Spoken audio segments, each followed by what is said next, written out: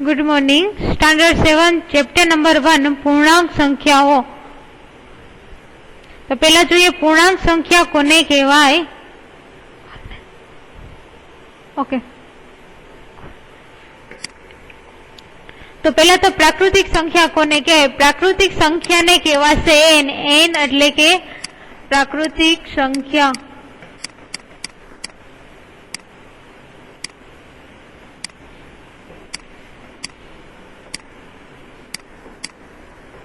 तो एमां कोनो कोनो समावेश थशे? तो बधी धन पूर्णांक संख्या એટલે કે 1 2 3 लई अने अनंत सुधी, मतलब के 1 थी चालू करीने अनंत सुधी बधी संख्यानो समावेश केवा थशे? प्राकृतिक संख्या। पण केवी होवी जोईए? धन होवी जोईए, प्लस माइनस होवी जोईए नहीं। पछी जोईए एना पछी तो के पूर्ण संख्याओं कोने कहेवाय? पहेला प्राकृतिक संख्या, पछी पूर्ण संख्या कोने कहेवाय? तो के पूर्ण संख्या ने कहेवाशे डबल्यू। प्राकृतिक संख्या ने आपने कही छी एन, एवी ज रीतना पूर्ण संख्या ने शुं कहेवाशे? तो के डबल्यू। तो एमां कई कई संख्यानो समावेश थाय छे? तो के 0 1 2 3 एम लईने अनंत सुधी बधी संख्याओनो समावेश केमां थशे? पूर्ण संख्या में थशे। पण आमां प्राकृतिक करता आमां एक वधारानुं शुं आवशे? तो कि 0 1 छे ए प्राकृतिक संख्या करता पूर्ण संख्या में वधारे आवशे। हवे एना पछी त्रीजुं जोईए तो कि पूर्णांक संख्या कोने कहेवाय? पहेला प्राकृतिक, पछी पूर्ण अने हवे पूर्णांक संख्या कोने कहेवाय? तो पूर्णांक संख्या ने शुं कहेवाशे? आई कहेवाशे। पूर्णांक संख्या ने आपणे बीजुं शुं कही सकीए? आई कही सकीए। हवे एमां कई कई संख्यानो समावेश थाय छे? तो के -3 -2 -1 0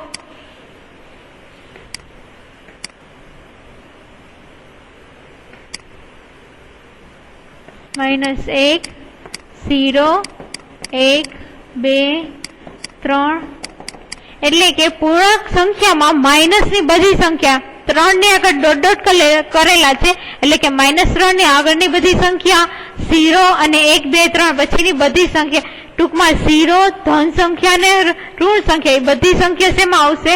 પૂર્ણાંક સંખ્યામાં। પ્રાકૃતિક સંખ્યામાં ફરીથી જોઈએ તો ખાલી 1 2 3 થી આવશે બધી સંખ્યા। પૂર્ણ સંખ્યામાં 0 1 ઉમેરાશે એટલે 0 થી 1 2 3 બધી ધન સંખ્યા આવશે અને પૂર્ણાંક સંખ્યામાં -0 અને 1 2 3 એ બધી સંખ્યાનો સમાવેશ થશે। હવે એમાં જોઈએ તો આ 0 છે એના પછીની જે 1 2 3 બધી સંખ્યા છે એ બધી શેમાં આવશે? તો કે ધન પૂર્ણાંક સંખ્યા કહેવાશે। કેવી કહેવાશે? ધન પૂર્ણાંક સંખ્યા। પ્લસ બધી સંખ્યા છે એને કઈ કહી શકાય? ધન પૂર્ણાંક સંખ્યા કહી શકાય।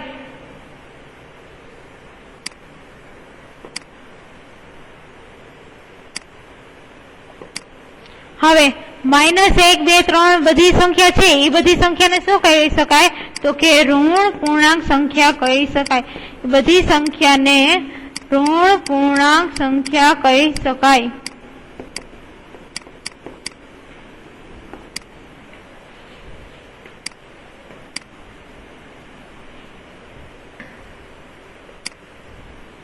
ઋણ પૂર્ણાંક સંખ્યા। હવે જોઈએ તો કોઈ 0 છે એ ધન પૂર્ણાંક में आवे के ऋण पूर्णांक में आवे? आ 0 आपने करेलो छे ए धन पूर्णांक में आवशे के ऋण पूर्णांक? तो एके में नहीं आवे। न तो एने धन पूर्णांक कही शकाय के न तो एने ऋण पूर्णांक संख्या कही शकाय। हवे तमे जोवो के आपने जे संख्या रेखा दर्शावीए, आपने जे पूर्णांक संख्या जोई ई संख्या रेखा उपर आपने दर्शावीए तो का एक संख्या रेखा आपने लीधी छे एम आपने लखीए वच्चे शुं आवशे? 0 पछी धन पूर्णांक लखीए तो के 1 2 3 आ बधी कई आवशे? धन पूर्णांक संख्या आवशे। अने हवे लखीए ऋण पूर्णांक संख्या એટલે કે -1 -2 -3 પછી આગળ આગળ આવતી જાય। હવે એમાં જોઈએ કે 0 ની જમણી બાજુ બધાય કેવા હશે? તો કે ધન પૂર્ણાંક સંખ્યા હશે। 0 ની કઈ બાજુ આવશે? તો કે 0 ની જમણી બાજુ બધાય 0 ની જમણી બાજુ કેવા આવશે? ધન પૂર્ણાંક સંખ્યા આવશે। એવી જ રીતના 0 ની આપણે ડાબી બાજુ જશું તો કેવી આવશે? ઋણ પૂર્ણાંક સંખ્યા આવશે। આપણે જોયું -1 -2 -3 તો એ 0 છે એની કઈ બાજુ થશે? ડાબી બાજુ, અને ધન પૂર્ણાંક છે એ 0 ની કઈ બાજુ થશે? તો કે જમણી બાજુ થશે।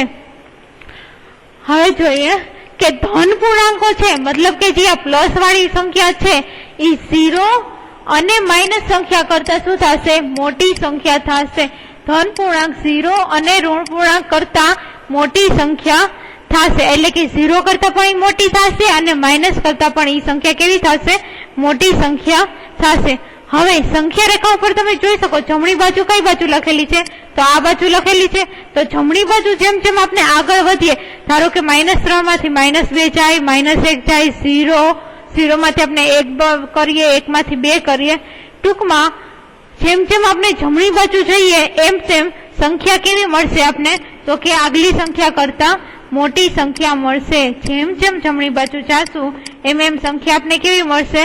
તો કે મોટી સંખ્યા મળશે। સેમ એવી જ રીતના આપણે 0 થી ડાબી બાજુ જેમ જેમ જઈએ, ધારો કે આપણે 2 માંથી 1 કર્યા, 1 માંથી 0 બાજુ ગયા, 0 માંથી -1 ગયા, -1 માંથી -3 ગયા, એટલે કે જેમ જેમ ડાબી બાજુ જઈએ એમ એમ આપણે સંખ્યા કેવી મળશે? નાની સંખ્યા મળશે। હવે શૂન્ય છે, આજે આપણે વચ્ચોવચ્ચ શૂન્ય લખ્યો એ બધા જ ઋણ પૂર્ણાંક, એટલે કે જે બધી માઇનસ સંખ્યા છે એના કરતા કેવી થશે? તો કે મોટી સંખ્યા થશે। 0 છે એ બધી સંખ્યા કરતા કેવી થશે? મોટી સંખ્યા થશે। હવે ટૂંકમાં હું લખી દઉં કે જમણી બાજુ જાય આપણે 0 ની જમણી બાજુ જાય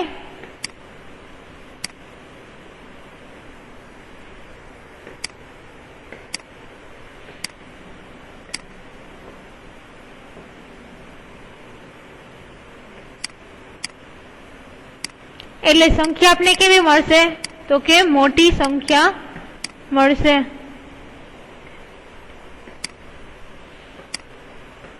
ઓકે, હવે એવી જ રીતના આપણે ડાબી બાજુ જઈએ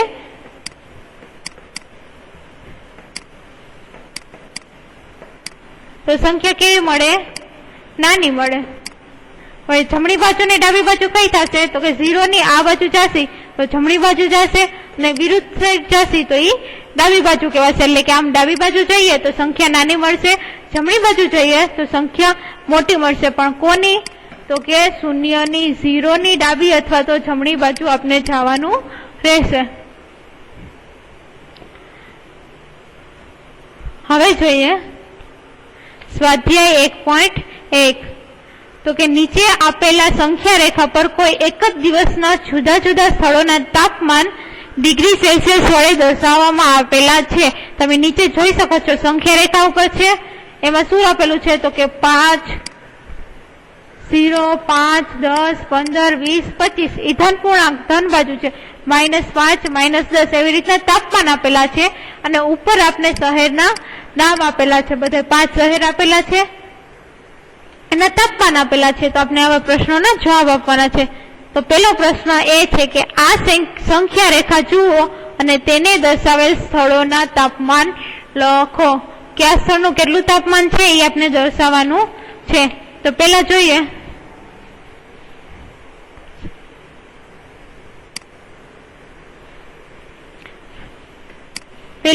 તો કયું સ્થળ છે? તો કે લાહોદ સ્થિત છે।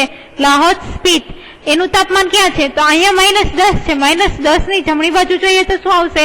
-9 અને અહીંયા શું આવશે? -8 તો આનું તાપમાન કેટલું થશે? -8 અંશ સેલ્સિયસ।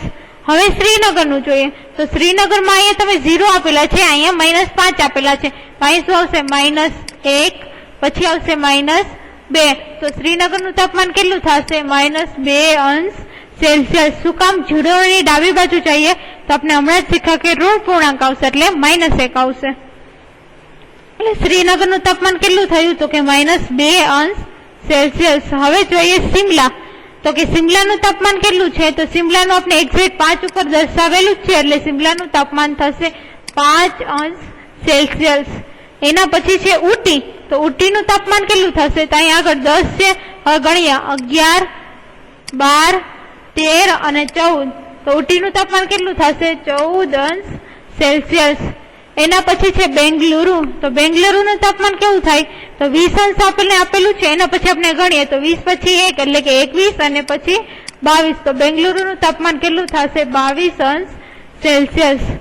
હવે છે ઉપર દર્શાવેલ સ્થળોના તાપમાનમાં સૌથી ગરમ અને સૌથી ઠંડા સ્થળોના તાપમાનમાં શું તફાવત છે? સૌથી ગરમ કયું છે પેલા તો કે બેંગલુરુ, બેંગલુરુનું કેટલું છે?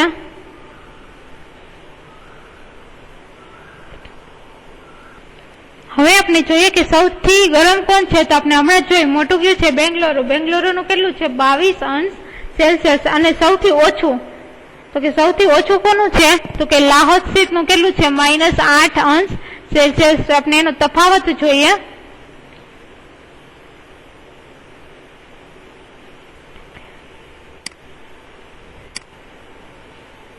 તફાવત છે એટલે આપણે બાદબાકી કરવાની રહેશે, એટલે કે 22 થી સૌથી વધારે છે કોનું છે? તો કે બેંગલુરુનું તાપમાન સૌથી વધારે છે, એટલે કે 22 માઇનસ તફાવત એટલે શું થશે? બાદબાકી કરવાની, તો 22 માઇનસ કિસેનું લખવાનું છે? તો કે લાહોલનું લખવાનું છે। તો લાહોલનું આપણે જોયું કેટલું છે? તો કે -8, તો 22 માઇનસ કૌંસમાં -8, આ માઇનસ છે એ લાહોલ સ્થિતનું તાપમાન -8 સેલ્સિયસ છે, અને જે વચ્ચેના માઇનસ છે એ તફાવતના માઇનસ છે, એટલે કે 22 માઇનસ માઇનસ પ્લસ સાથે, શું કામ? તો કે બંને ગુણાકારમાં છે, એટલે 22 પ્લસ 8 એટલે કેટલા આવશે? 22 ને 8 30 અંશ સેલ્સિયસ। બંનેનો તફાવત કેટલો આપણે મળે છે?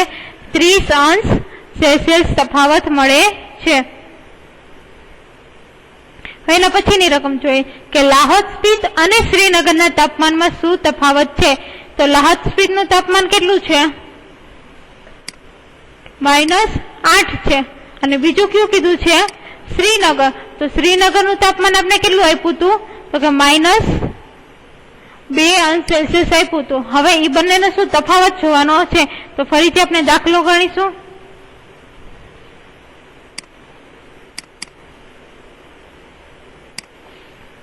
તો દાખલા નંબર બીજો આવશે,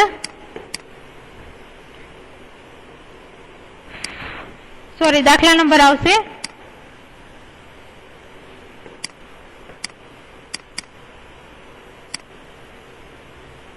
3। દાખલા નંબર 3 આપણે ગણી છે કે લાહોદ સ્પીતનું તાપમાન કેટલું છે? લાહોદ એનું તાપમાન કેટલું છે? તો કે -8 અંશ સેલ્સિયસ। અને પછી શ્રીનગરનું તાપમાન કેટલું છે?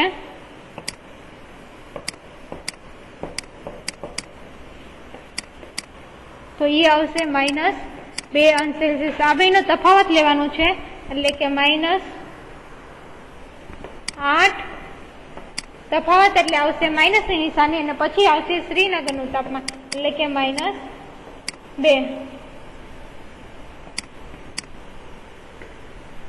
એટલે હવે જોઈએ -8 ના માઇનસ એમનેમ રહેશે, -8 માઇનસ અને -2, માઇનસ માઇનસ શું થશે?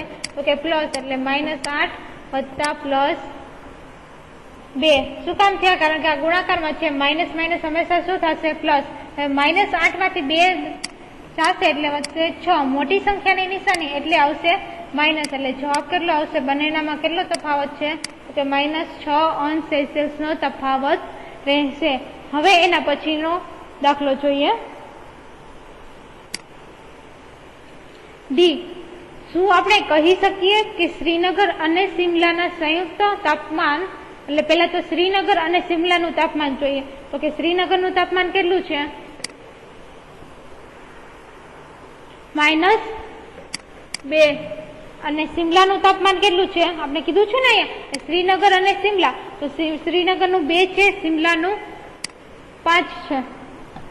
એનો સંયુક્ત તાપમાન એટલે બેનું ભેગું કરી તો -2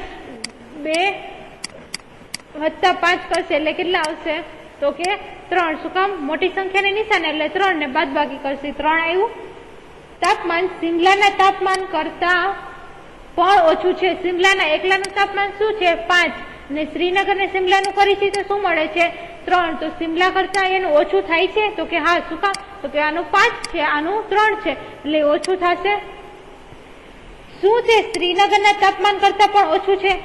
હવે ફરીથી હું રકમ વાંચું છું કે પેલા તો શ્રીનગર અને શિમલાનું તાપમાન જોઈએ તો શ્રીનગરનું થશે -2, શિમલાનું થશે 5. એ બેનો સંયુક્ત તફાવત કીધો છે. એનું બેનો તફાવત ને સંયુક્ત તાપમાન એટલે બેનું ભેગું કર એટલે -2 + 5 એટલે કેટલું મળશે? 3. હવે શિમલાના તાપમાન કરતા ઓછું છે એટલે શિમલાનું તાપમાન 5 છે અને આપણે સંયુક્ત કેટલું મળ્યું? તો કે 3. તો અહીં કે હા ઓછું છે તો અહીંયા શું આવશે? તો કે હા ઓછું છે. પછી બીજો પ્રશ્ન પૂછે છે કે શું શ્રીનગરના તાપમાન કરતા ઓછું છે? તો શ્રીનગરનું કેટલું છે? -2 અને એનું સંયુક્ત કેટલું આવે છે? +3. તો શું આવશે? ના, એ ઓછું નથી. શ્રીનગરના તાપમાન કરતા 3 એ વધારે થઈ છે ને, અહીંયા માઇનસ છે અહીંયા પ્લસ છે એટલે વધી જાય. તો અહીંયા બીજા ક્વેશ્ચનમાં આવશે ના, કે શ્રીનગરના તાપમાન કરતા ઓછું નથી. હવે બીજો પ્રશ્ન જોઈએ કે કોઈ એક પ્રશ્નોત્તરીમાં સાચા જવાબ માટે આપણે શું આપી છે? ધન અંક આપી છે. ધન અંક એટલે આવશે પ્લસ આપી છે અને ખોટા જવાબ માટે શું આપી છે? ઋણ અંક એટલે ઋણ અંક માટે આપી છે માઇનસ. જો 5 ક્રમિક રાઉન્ડમાં જે કે પ્રાપ્ત કરેલ અંકો કેટલા છે? +25, -5, -10, +15 અને +10 છે. તો અંતમાં તેના કુલ કેટલા થશે? તેના કુલ કેટલા ગુણ થાય એ આપણે જોવાનું છે. તો આપણે દાખલો ગણીએ. કુલ કેટલા એટલે બધાનો શું કરવો પડશે? આપણે પહેલા તો સરવાળો કરવો પડશે. તો કુલ ગુણ કેટલા થશે એ આપણે લખવાનું છે. તો પેલા આપણે કેટલા ગુણ હતા? તો એક 25 હતા, એક -5 હતા, એક -10 હતા, એક 15 હતા,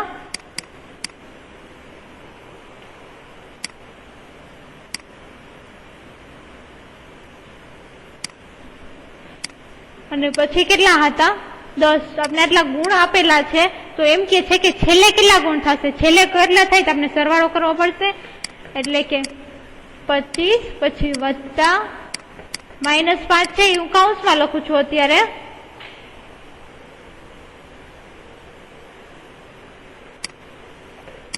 વત્તા -10 પાછા છે એ શેમાં આવશે? કૌંસમાં, વત્તા 15 અને વત્તા 10. 5 સંખ્યા છે એ મેં સરવાળામાં લખેલી છે. હવે જોઈએ તો કે પ્લસ કેટલી છે? તો કે 25, 15 અને 10. તો એ ત્રણેય હું ભેગી લઈ લઉં. તો કે 25 વત્તા 15 વત્તા 10. હવે શું કરું? તો કે માઇનસ સંખ્યા કેટલી છે? તો કે -5 અને -10 એ બંને સંખ્યા કેવી છે? માઇનસ. તો એ હું એને માઇનસમાં લખીશ. એટલે કે -5 અને -10. હવે જોઈએ તો કે આનો સરવાળો કેટલો થશે? તો કે પેલા 25 વત્તા 15 વત્તા 10 એટલે કેટલો થાય? એનો સરવાળો થશે 50. જે પ્લસ સંખ્યા છે એનો સરવાળો થશે 50. હવે તમને એમ થાય કે અહીંયાથી વચ્ચે મેં પ્લસની નિશાની હતી એ તો કાઉન્ટ નથી કરી, તો આપણે ગુણાકારમાં જે રૂલ્સ છે નિશાની નો, તો વત્તે ઓછે શું થાય? ઓછા. એટલે -5 આવ્યું. એવી જ રીતના 10 માં થશે કે વત્તે ઓછે શું થશે? ઓછા. એટલે -10 લખેલું છે. હવે -5 અને -10 નો હું કરીશ તો -5 ને -5 શું થાય? -15.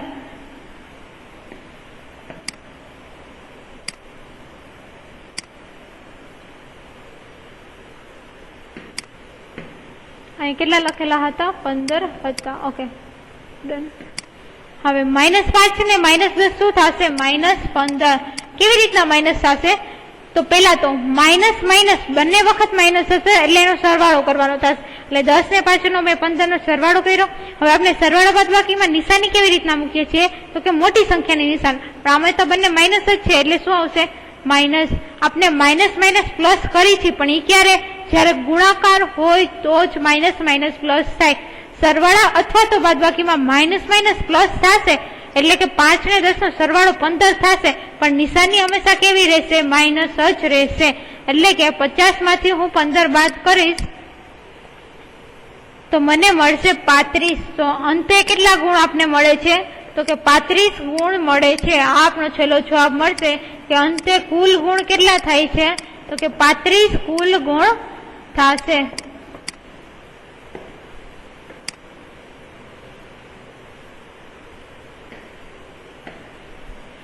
કુલ ગુણ કેટલા થશે? તો કે 35 કુલ ગુણ મળશે. અહીંયા સુધી રાખીએ, પછી ના દાખલા નંબર 3 થી આગલા લેક્ચરમાં આપણે ગણીશું, અને આ દાખલા તમારે તમારી બુકમાં ગણવાના રહેશે.